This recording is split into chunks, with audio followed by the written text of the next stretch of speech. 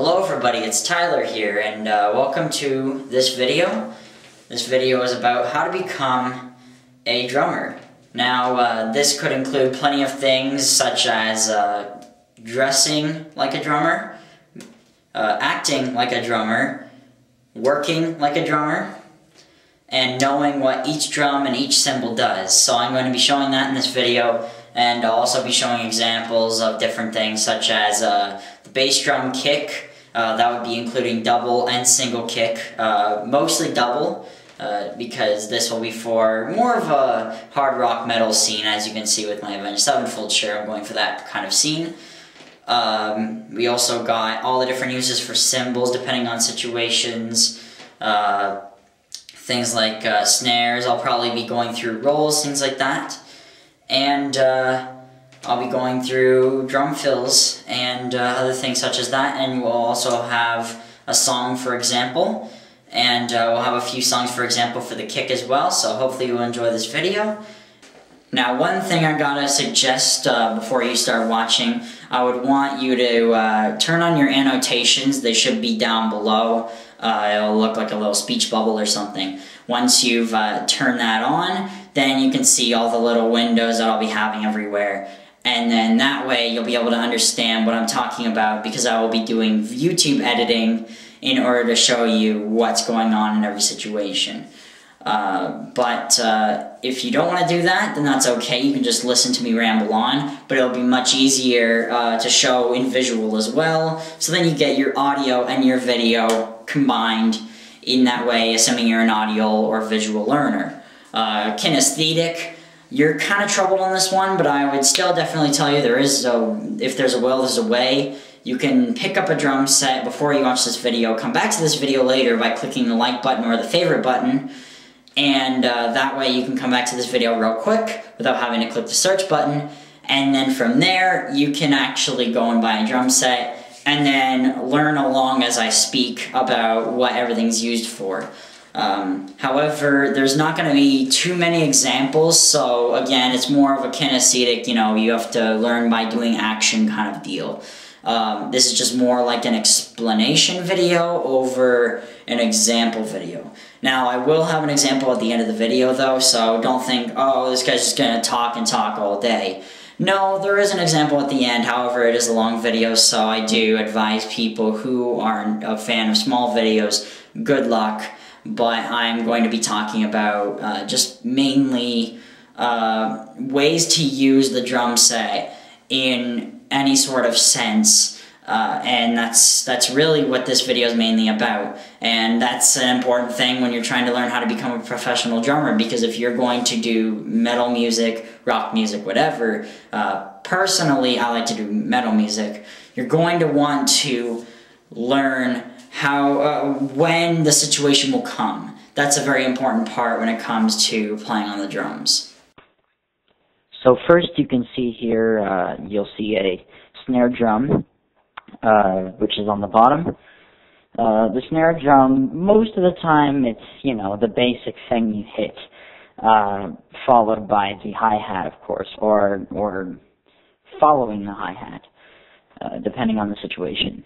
Most of the time, it goes with the usual clapping beat, something where it's just as simple as, if a song is 180 BPM, you're going to be playing probably quarter notes, or maybe just half notes, or even just, something even simpler than that, using the snare. Quarter notes and, things like that actually work differently with the drums. Most of the time when you're working with something like that, it's actually considered like you hit it and then you hit it next time, kind of thing with the notes. So if it's, say, if there's a half note in there, that means you hit the snare drum twice or something like that. Sometimes this can be like getting away with it, like you could hit a bass drum once on like a 4/4 time scale or chart, and it'll just say a whole note, but it's technically not a whole note because maybe for the next 4 or 5 parts of that chart, there's no notes. So technically it would be like technically a whole note for 4 charts, which isn't actually possible. So you do get away with it sometimes. It's hard to explain, but that's drum theory for you as well, since I'm here. But yes, most of the time it's like quarter or just half notes.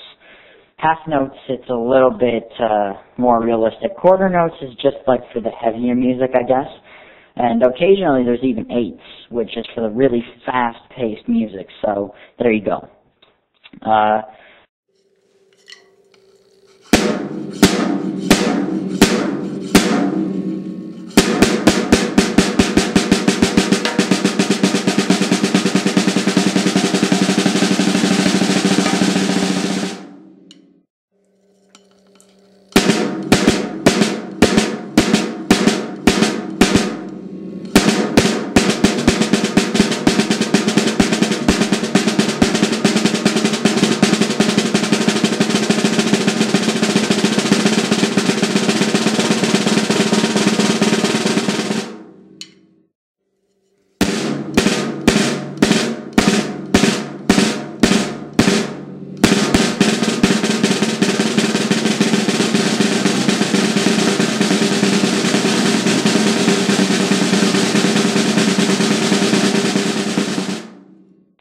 Of course, it's one of the main drums, probably the main drum, besides the hi-hat, of course, which technically isn't a drum, it's a cymbal. I guess that's what we'll go to next, is the cymbal. The hi-hat, as you can see on the left, it's the basic hi-hat, just, it open and closes, and its main function is for you to hit it to basically make the beat. It will make a very simple, just a very simple, sound, and that will cause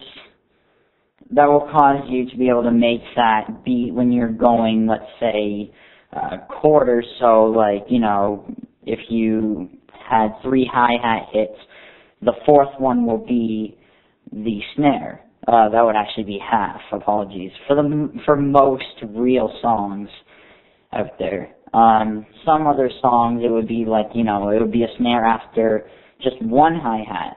So it's just like if it was just 1 hi-hat then a snare, but you would always hit the snare with the hi-hat, of course, or like both of them you would hit at the same time still. It's not like, you just hit the snare only. You normally would hit both.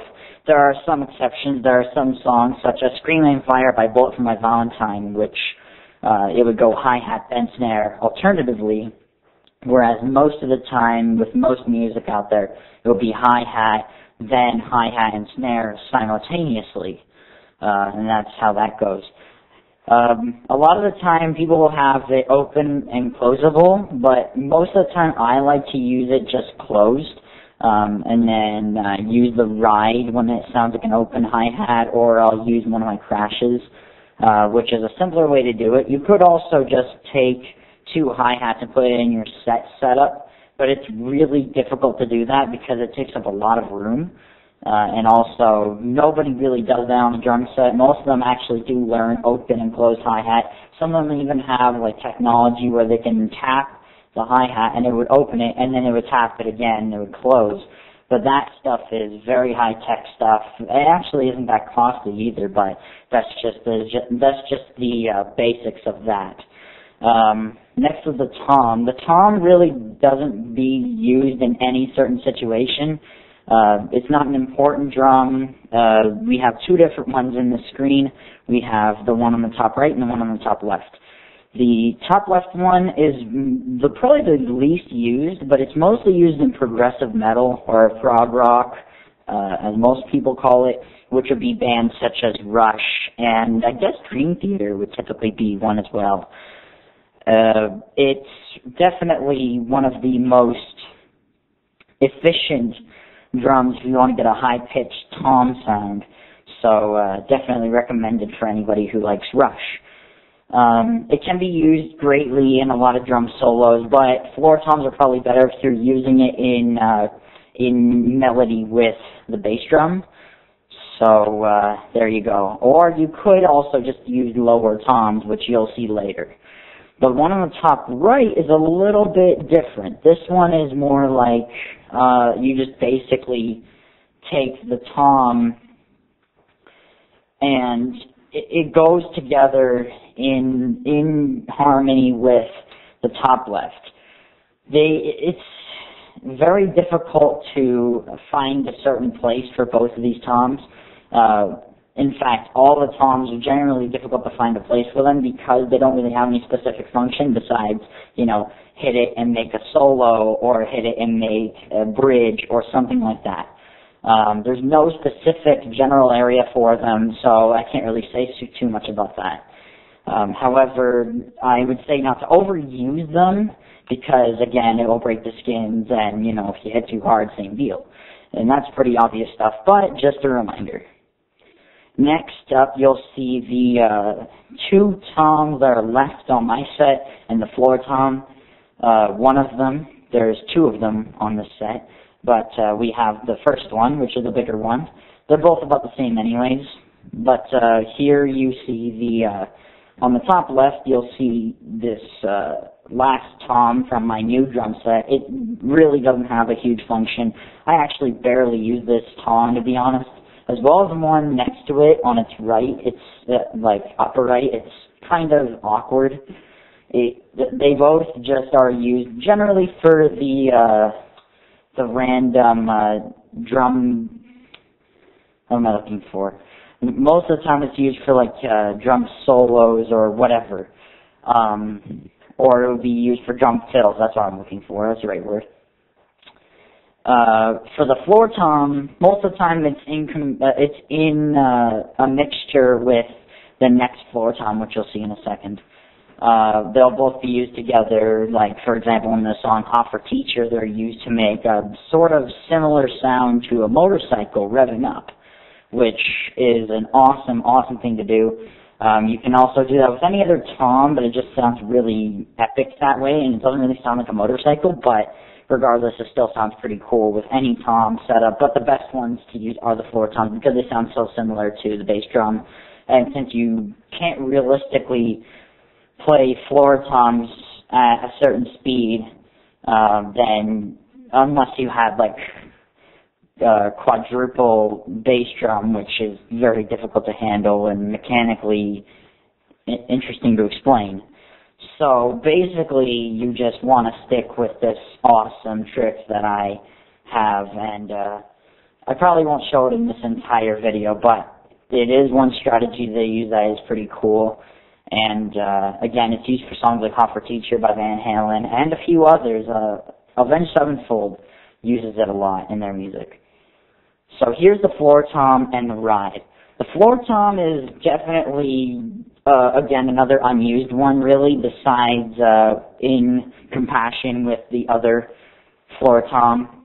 So really, it's the same kind of explanation. With the ride is a very important part of the drum set as well. You definitely need one of these if you haven't gotten one already, because it can have a very specific ding sound, almost like one of those triangles, but not exactly a triangle. So I wouldn't advise getting a triangle, I'd advise getting a ride, because rides are awesome. It's also very big and very simple to hit, and you can also do lots of jazz riffs with them. Again, reverting back to Rush, and even a little bit of Avenged Sevenfold as well, and even Kiss occasionally, and a few other bands.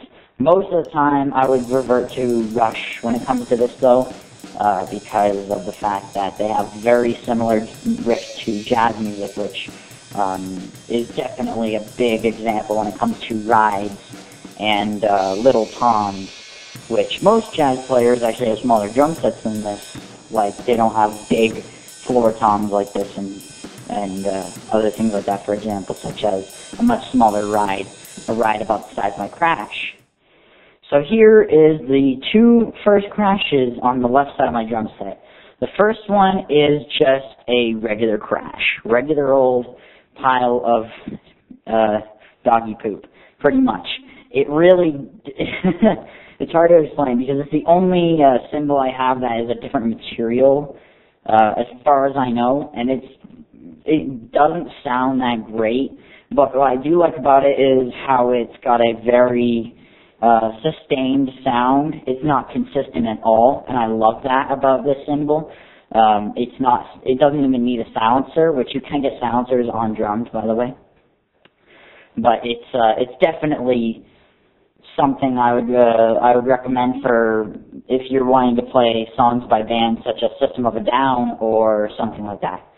Possibly All That Remains as well, or maybe even Bullet for My Valentine. But again, they're a little bit more consistent with their drums and whatnot, just to get that deeper, darker sound, which is kind of cool. This other crash over here is a medium crash. These ones actually sound pretty cool. It's like a lower pitched crash sound, which usually they're higher pitched. So I think that's kind of cool. There really isn't much to say about both of these. They're just used whenever possible, so that's about it. The next ones are the splash and the medium thin crash. The splash is pretty important for any more black metal or even quote-unquote Viking metal. Yes, that is a type of music. They typically use the splash quite a bit. Other bands that really use it, again, Bullet for My Valentine uses it a lot. System of a Down uses it occasionally. Avenged Sevenfold does. I'm using the same bands as examples constantly just because, you know. I don't think, if you're going for more like a Disturbed sound, like new metal, Linkin Park, Disturbed, or even thrash metal, Metallica, Slayer, don't go for this because it's not really the greatest cymbal for it because they don't really use them. If you're looking for more Metallica sound, China Crash, definitely recommended to go for a China Crash. They use it quite a bit, especially in the newer album, the newest albums, Death Magnetic, Saint Anger, even S&M, I think, and maybe even the Black Album, they used a lot of the China Crash. So, yes, I would advise to get a China Crash instead of a splash, which you'll see later. The next cymbal is the medium thin crash. This thing is actually a pretty big beast. It's very high-pitched sound, also slightly consistent compared to the other ones, but it's a good thing because it actually sounds great. I think this is more for bands like Megadeth, things like that, which it's great for that kind of thing. It's very good to end songs and things like that. And it's great for a lot of the drum rolls and stuff and all the drum solos that you might make when you're including a cymbal in it.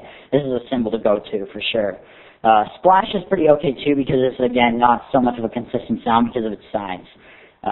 That other crash, though, it kind of sounds weird, so I wouldn't advise it for something like that. These are two kind of cymbals that are more for a drum solo situation.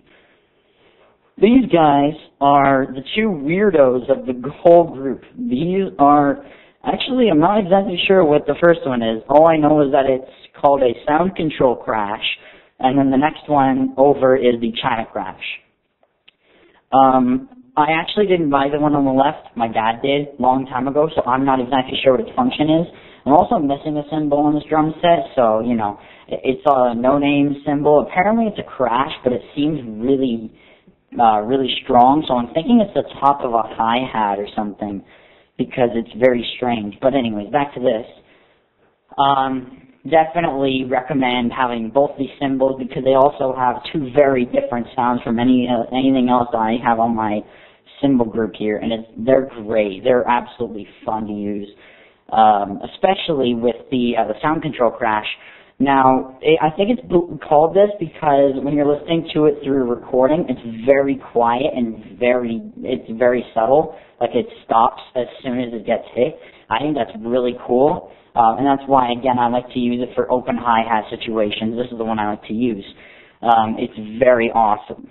So that's why I think I used it a lot in my Carry On by Avenged Sevenfold drumming video, which, in its own right, it's definitely something to use for Avenged Sevenfold. It's definitely something good for any band that has a lot of open hi-hat and closed hi-hat. Like, even Judas Priest, they're pretty good with that kind of thing. The China Crash, again, like I said, Metallica, Motorhead, most of the thrash metal music, and some of the new metal too, you definitely want to go for a China Crash because it's loud and heavy and a little bit crazy. So if you want something that's going to be easily heard and absolutely fun to play with a very, very specific sound, then this is something you want, for sure.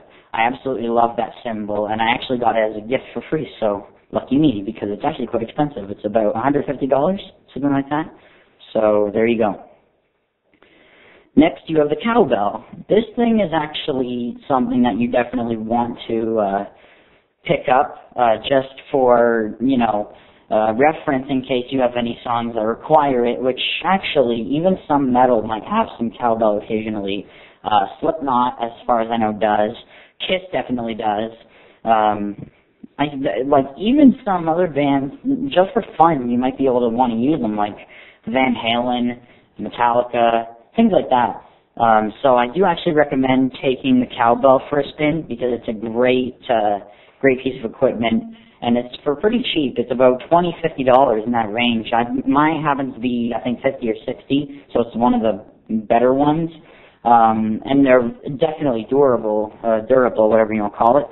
So there you go. I think this is a great piece of the drum set.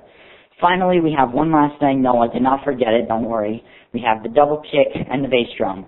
Now, I didn't really take a very great shot of the bass drum. I apologize for that. But the floor toms go in hand in hand with this thing a lot of the time, and that's great because they're very usable with this. The double kick is fairly important in the metal industry. I'm talking like very, very fairly important. For the most part, you're going to want to have to practice being very clean and very even with your kick. And if you're going to go for the really heavy metal, such as Slipknot, All That Remains, things like that, maybe even Five Finger Death Punch, you might want to go for the triple kick pedal or the quadruple kick pedal, which is very difficult to get around today because of its mechanics, and it's very expensive. But it also works very usefully. To explain what that is or how it works, basically there's two different ways to do it. There's a mechanical version, which is very crappy. I'm not a fan of it. And then there's the one I like to call the manual one, and it's like this. The mechanical one is basically triggered, so if you hit the bass drum pedal in a certain way, it will hit both of them. And I think if you go closer or if you go faster or like more powerful against the pedal using your foot in a certain way or function, then it will go faster or slower with the hit. And then you can basically do like a one pedal thing, but it sounds like a double pedal. I'm not a fan of this, and I haven't exactly practiced this because I actually have only used one once as far as I can remember. And that's just how it functioned as far as I discovered. I tried researching it, finding out what it's all about, and I'm not a fan of this one. The other one is the manual one. The manual one is much nicer because that way it's more like a heel-toe setup on one foot, and you just like turn your foot as if like, you're walking sideways like a crab or like all weird and stuff. And you would go heel-toe and then hit and it would have a pivot or something like that inside it, and it would cause it to hit two different pedals onto the drum at the same time, which there will be 3 or 4 depending on what you put. So if let's say you had 4, then you would have both your feet sideways, really strange, and then you would go heel-toe, heel-toe, heel-toe, alternatively to each other, and there you go. You would have a quadruple bass pedal setup, and it actually sounds really fast and really cool. The problem with this setup is the fact that it malfunctions quite a bit. So again, learning double kick and learning how to kick really fast is a little bit more recommended. But again, some bands like Slipknot use the triple kick setup. I think All That Remains uses the quadruple kick. So yeah, you might want to look for something like that if you're interested, but I'm actually not a fan. And I actually can play the songs with double kick because I've mastered the speed and so on and so forth. So if you can do the speed, then leave it alone and stick with the double kick because it's much nicer and it's more natural to learn that way. And it also definitely helps with your thighs. My God, it's a great exercise for your thighs. So sounds weird, but it's true. So there you go.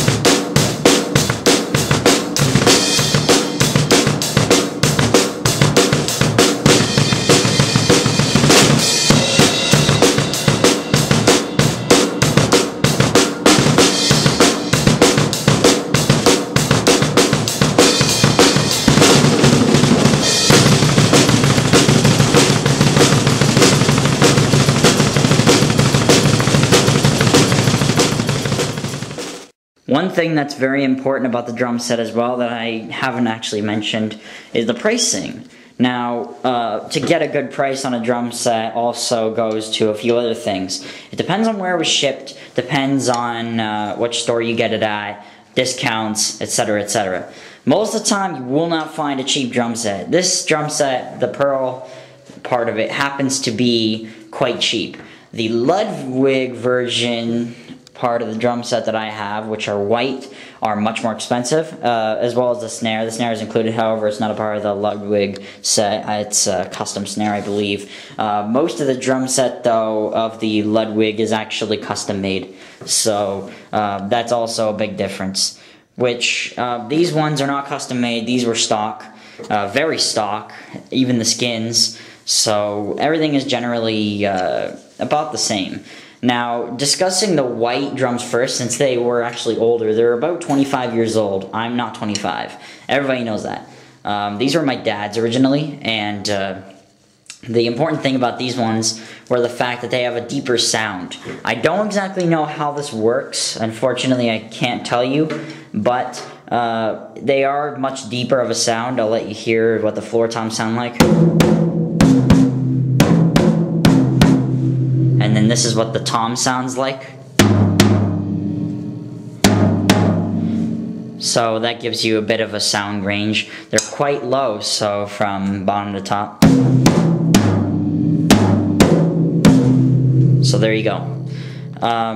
Yes, it's actually quite low. So yeah, as with these toms, they're very light. The thing I love about these little ones is the fact that they all have very different sound ranges. This is probably because of the significant size ranges. They're about 6-inch differences, I think, except these two I think are 4-inch differences. This is about like 6 or 6 to 8, I think, somewhere around there.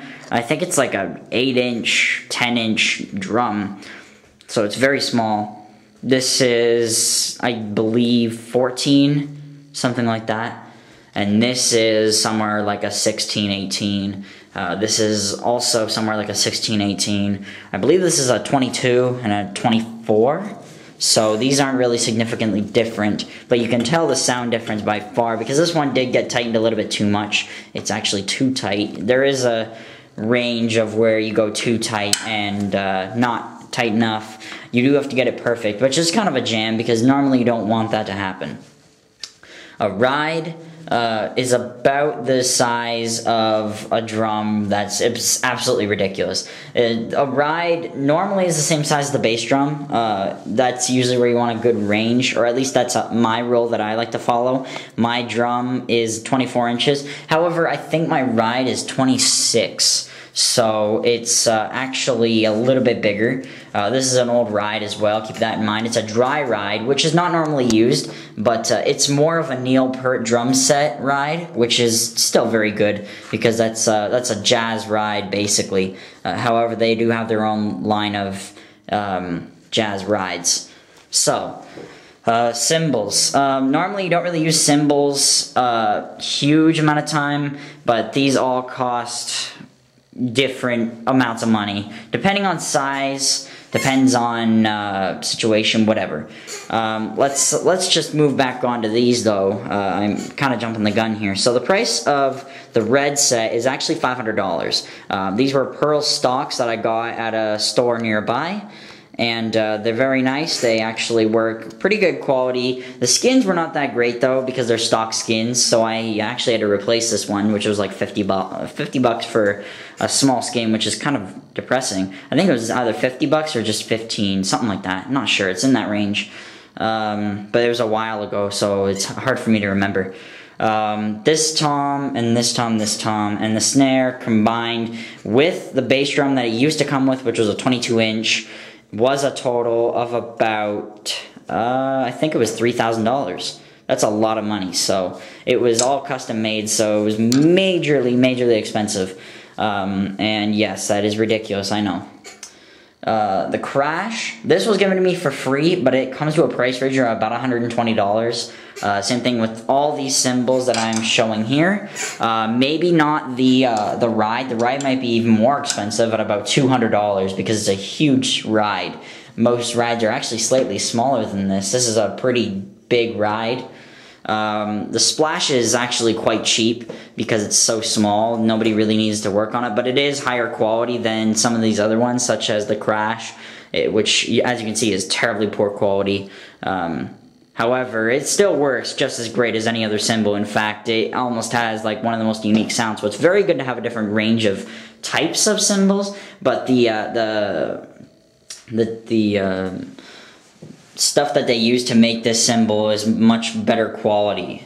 Now, it did get broken, but that was because I was doing stupid things with it, and as you can see, it's all weird looking because we had to weld it. However, new, it was $75, which is pretty good. It's a pretty good price range. The snare alone was $800, but again, it was with this set, so it was a total of $3,000 of the entire thing, but the set alone was, or the snare alone was $800, which is quite a bit. The hi-hat, I think it came with the set, so I can't really say a price range, probably $200, because the hardware is a lot of money. It's a pretty big deal. The double kick, I could mention that, $50 to $100 range. I think this one is $100 because it's very good quality. You can change pretty much anything on this, which is very nice. The cowbell, $20 to $50, pretty cheap. No, not really usable though. There's not too many songs in the metal industry that uses it. Occasionally in some of the foreign metal and some of the hard rock, such as Kiss, would be using the cowbell quite a bit though.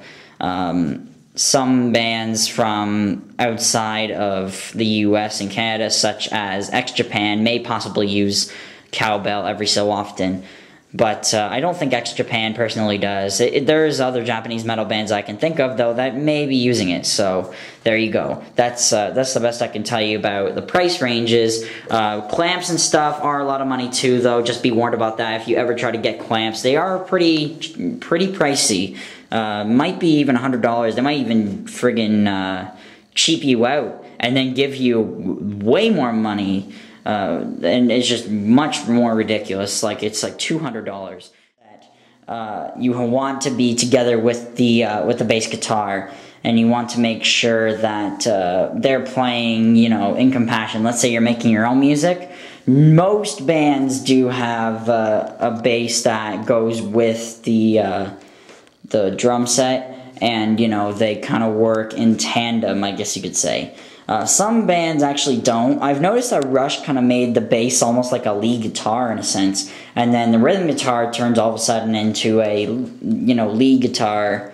Like a rhythm guitar will turn into a lead guitar and turn into like a guitar solo kind of thing, which guitar can't really do, which he'll be doing constant solos and whatnot. It's kind of difficult to get a certain setup where you're going to actually be able to do a bass guitar solo. That's a little ridiculous. But again, it's always in tandem with the drum set. If you're trying to make music, that's the best way to go. With a guitar, again, guitar is different. This is a very special guitar, by the way. It's a pain in the butt to get tuned. My God, probably people know about this one. It's actually a very nice guitar, BC Rich Warlock guitar. It's very, very, very nice quality. But yes, when you take this guitar, the rhythm guitar, I guess, is a little bit more in tandem with the drums compared to lead, but lead most of the time takes its own kind of course. Acoustic guitar, yeah, same deal. It takes its own course for the most part. At some points it is in rhythm with the drums, but you know, everything's in rhythm with the drums, but at least 99% of the time it will be on its own course in the rhythm with the drums, and then another 1% it will be completely with the drums, which if the acoustic guitar is lead and then there's a rhythm guitar that's acoustic, then maybe that's another situation. So that's the deal. Realistically, you're gonna want to just try and make that setup work out. You're gonna want a drum set that's gonna work with the guitar you have.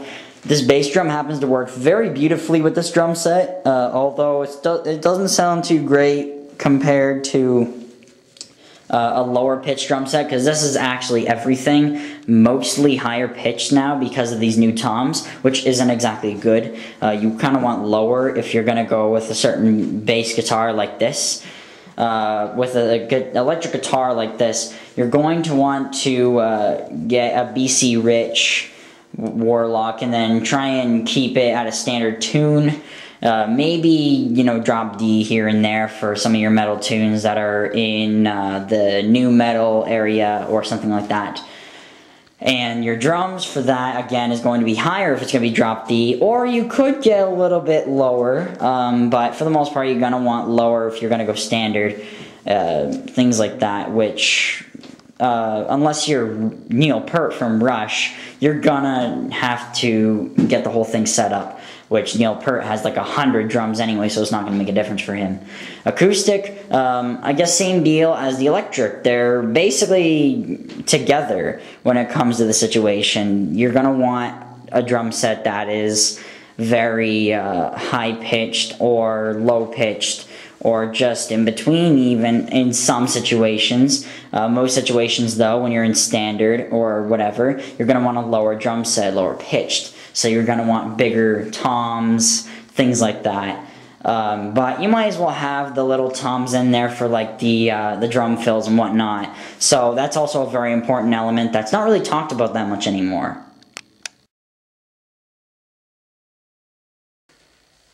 Well, that's everything I wanted to show. I hope you enjoyed this. Thank you for watching.